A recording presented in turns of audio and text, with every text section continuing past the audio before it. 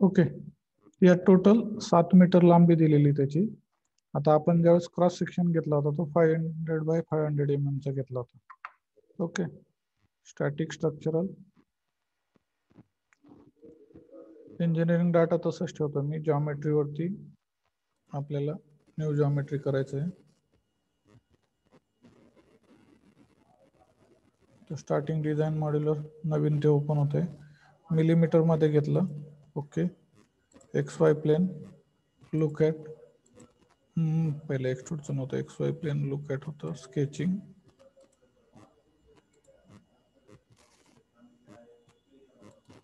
Extrude delete, yes, X Y plane sketching, rectangle,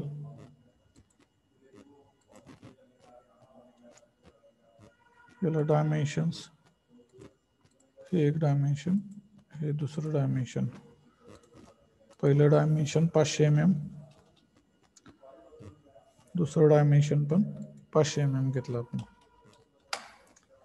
okay, generate म्हटलं. हा एक square generate झाला.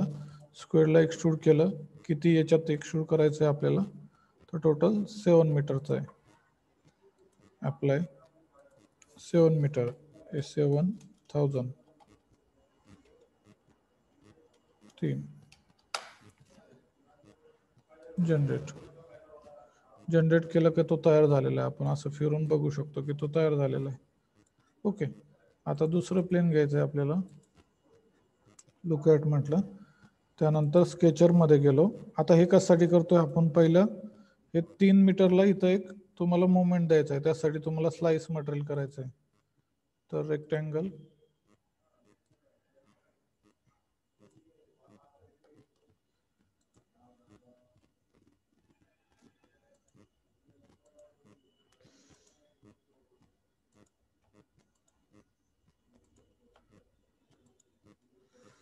ओके, रेक्टँगल हा पॉइंट पासून, ओके, त्यानंतर त्याची लांबी किती येतं, 3 मीटर आहे.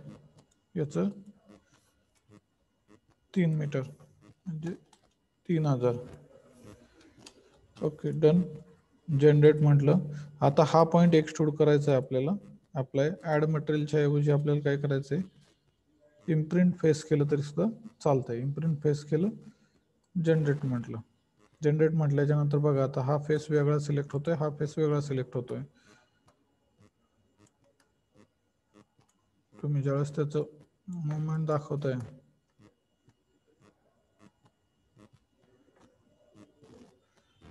तर हा फेस तुमच्याला वेगळा सिलेक्ट होतोय, हा फेस. आता आपल्याला सेम लाईकवाईज अजून एक 4 मीटरवरती पण एक इम्प्रिंट फेस करायचं आहे, बरोबर आहे. तर मी कसं करणार, आता आपल्याला ह्या प्लेनवरती घ्यायचं आहे. लुक ॲट म्हटलं त्यालाच, तिथल्याला. ओके, स्केचिंग म्हटलं, रेक्टँगल इथून एवढा. याच्यात आता सिंपल हे आहे की ऑलरेडी तो 3 मीटरचा आहे. त्याच्या पुढे आपल्याला 4 मीटर करायचं आहे, म्हणून इथं फक्त 1 मीटरचा मी घेतोय. 1 मीटर म्हणजे 1000. Apply, generate. परत सेम एक्सट्रूड करायचं. याला स्केच 3ला अप्लाय म्हणायचं. ॲड मटेरियलच्या ऐवजी इम्प्रिंट फेसेस, जनरेट. आता तुम्ही फेस सिलेक्ट जर केला तर हा वेगळा होतोय, हा वेगळा होतोय आणि हा वेगळा होतोय. 3 फेसेस वेगवेगळे झाले. तर मी याला सेव्ह करतो पहिलं हे त्याच्यामध्ये. क्लोज. नेक्स्ट काय, आता आपल्याला मॉडेलमध्ये जाऊन त्याचे बाउंड्री कंडिशन अप्लाय करायचे. ते आता आपल्याला याला बाउंड्री कंडिशनचा अर्थ काय, कुठे फिक्स आहे, किती फोर्स लावलेला आहे, टॉर्क आहे का किंवा काय, हे पाहणं म्हणजेच बाउंड्री कंडिशन आलंय. आता आपण बाउंड्री कंडिशनसाठी जातोय पुढे.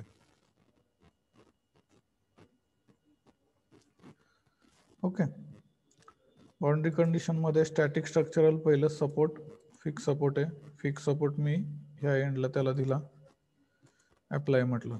इथपर्यंत आलं लक्षात. आता पुढचं स्टॅटिक स्ट्रक्चरल लोडिंग कंडिशन, पहिला फोर्स आहे, दुसरा एक फोर्स आहे आणि तिसरा एक मुवमेंट आहे.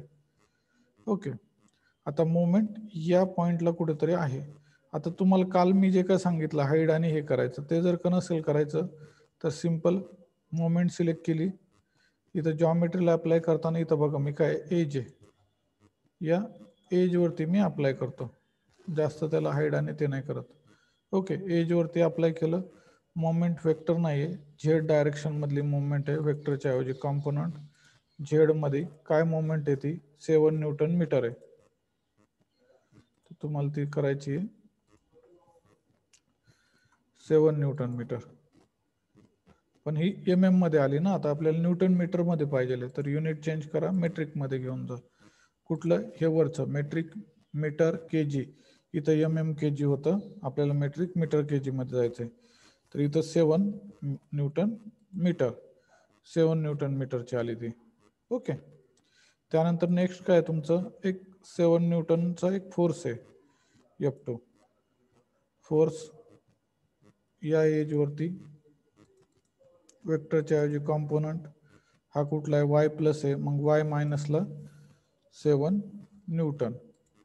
ओके, त्यानंतर तिसरा फोर्स तुम्ही मुवमेंट करून घ्या, तिसऱ्या फोर्सला लाईन वरती करा सिलेक्ट, या लाईन वरती अप्लाय, वेक्टरच्या ऐवजी कॉम्पोनंट. आता हा कॉम्पोनंट करताना तुम्हाला एकदा लक्ष द्यावं लागेल इथं की हा असा या डायरेक्शन मध्ये ऑलरेडी जो आहे तो, तुम्ही जर का डायरेक्शन जर का बघितलं डायग्राम मध्ये तर तो असा आहे गेलेला, 45 डिग्री आहे, 6 न्यूटनचा आहे. ओके, तर त्यासाठी मी काय करतो, डायरेक्शन शोधतो. ही काय झेडची आहे, झेड इकडं प्लस आहे म्हणलं, तिकडं मायनस, झेड मायनस किती, -6. ओके, असा झाला. आता हा काय वाय प्लस आहे आणि वाय प्लस मध्येच जायचंय, मग वायला +6. हे दोघांचं कॉम्बिनेशन जर केलं तर हा 6 न्यूटनचा तुम्हाला 45 डिग्रीला फोर्स अप्लाय झाला. नेक्स्ट काय सोल्युशन मध्ये जा, डिफॉर्मेशन टोटल आणि इक्विव्हॅलेंट स्ट्रेस टोटल, याला आपण सॉल्व जर का म्हटलं तर तुमचं सोल्युशन तयार होतं डायरेक्टली. मेश केलेलं नाही की त्यात, मेश ऑटोमॅटिक घेईल तो. मेशचं मी सांगतो ना, आता आपण इम्प्रूव्हमेंट, मेश इम्प्रूव्हमेंट जे म्हणतो ना ते मी सांगतो तुम्हाला. आता परत एकदा मी युनिट चेंज करून घेतो, मेट्रिक MM करून घेतो. MPA मधला हा स्ट्रेस आला, हा तुमचा डिफॉर्मेशन आला. मेश काय, हा डिफॉल्ट मेश आहे. ओके, डिफॉल्ट मेशला तुम्हाला एक लक्षात ठेवा, आपण स्ट्रेस किती 0.0010 आहे ना, हा स्ट्रेस आहे. आता डिफॉल्ट मेशच्या ऐवजी मेशमध्ये राईट क्लिक करायचं, इन्सर्ट म्हणायचं, मेथड, सिलेक्ट जॉमेट्री, ही जॉमेट्री सिलेक्ट केली. ऑटोमॅटिकच्या ऐवजी मला काय पाहिजे, टेट्राहेड्रॉन पाहिजे. टेट्राहेड्रॉन मध्ये गेलो, इथं परत मेश मध्ये आलो, सायझिंग मध्ये कोर्सच्या ऐवजी फाईन केलं आणि अपडेट म्हटलं, तर मेश पहिले अपडेट होईल, नंतर मग आपण सोल्युशन घेऊ. ही मेश अपडेट झाली. आता आपण सॉल्व म्हटलं तर परत एकदा आता इथं सोल्युशन तयार होईल.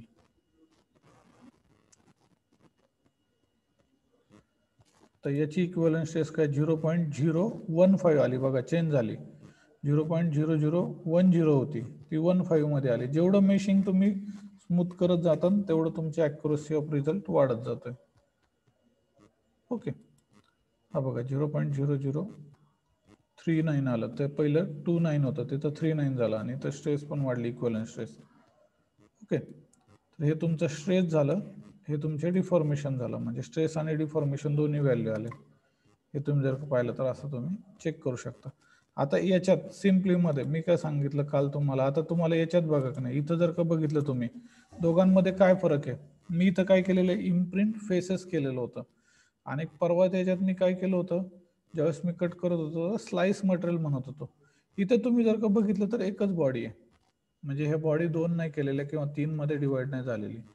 ही तुम्हाला डिवाइड कधी करायची असते, ज्यावेळेस तुम्हाला त्याच्यात मटेरियल वेगवेगळे, म्हणजे इथं तुमचं कॉपरचं आहे, हे तुमचं अल्युमिनियम आहे.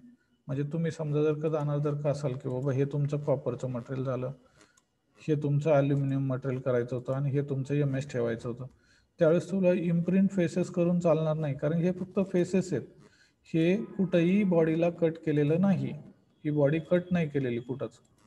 म्हणजे असं नाही की ही बॉडी दोन्ही वेगवेगळे आहेत आणि हे एकत्र घेतलेले आहेत. तिथं बघा सॉलिड वरती क्लिक जर केलं तर पूर्ण बॉडी एकत्र स्ट्रक्चर चेंज होईल. आणि आपण परवाच्या लेक्चरमध्ये जे काय पाहिलं होतं त्याच्यात मी काय केलं होतं, त्याला स्लाइस मटेरियल म्हटलं होतं. स्लाइस मटेरियल म्हणजे काय, ह्या मटेरियलचा तुकडा केला जातो. आणि मग त्याने काय होतंय की तुम्हाला वेगवेगळ्या पार्टला वेगवेगळे मटेरियल तुम्हाला असाइन करता येतात. इथं तुम्हाला मटेरियल असेसमेंटची परमिशन नाहीये. हे आपण कशासाठी केलं होतं फक्त की बाबा ह्या पॉइंटला आपल्याला लोड लावायचा आहे किंवा ह्या पॉइंटला आपल्याला एक मुवमेंट लावायची आहे, ती आपण लावू शकत नाही ना. तुम्ही जर का म्हटले की हाय मला आहे ना आता एक फोर्स लावायचा आहे तो इथे घ्यायचा आहे मध्ये याच्या सेंटरला, इथेच मला फोर्स लावायचा आहे, ह्या पॉइंटला नाही लागत तो ह्या सरफेसला लागतो. तुम्ही जर का इथे जर सिलेक्ट जर केलं पॉइंट, तर इथं कुठं त्याचा पॉइंटच नाहीये आहे का, त्या पॉइंट वरती तो लागत नाही. तो लागला तर इथं कॉर्नरला लागेल, ह्या कॉर्नरला लागेल, ह्या कॉर्नरला लागेल. इथे त्याच्यावरती आपल्याला एक मार्क करण्यासाठी पाहिजे होतं ना, म्हणून आपण काय केलं लाईन सिलेक्ट केली आणि ह्या लाईनवरती ह्या लाईनवरती आपण फोर्स दिला आणि खालच्या लाईनवरती दिला इथं. म्हणजे आपण लाईन सिलेक्ट करून फोर्स अप्लाय केलेले आहेत ह्या कंडिशनला. आणि मग लाईन सिलेक्ट करण्यासाठी आपल्याला लाईन तिथे नव्हती, तर म्हणून आपण त्याला इम्प्रिंट फेसेस करून घेतलं. फेस इम्प्रिंट केल्यामुळं ती कंडिशन तुम्हाला अप्लाय करता येते. हे जर का नाही जर केलं स्लाइस मटेरियल जर का म्हटलं तर मटेरियलचे 3 भाग पडतील परफेक्ट, हा वेगळा हा वेगळा हा वेगळा. आणि मग त्या 3 भागांवरती आपल्याला वेगवेगळ्या पद्धतीने अप्लाय करावं लागेल. पण मग तिघांचं मटेरियल आपल्याला चेंज करायचं जर का असेल तरच तो स्लाइस मटेरियलचा पार्ट असतो, नसेल तर स्लाइस मटेरियल घ्यायचं नाही. मग ते 3 वेगवेगळे पार्ट दिसतील. ओके, आता समजलं हे.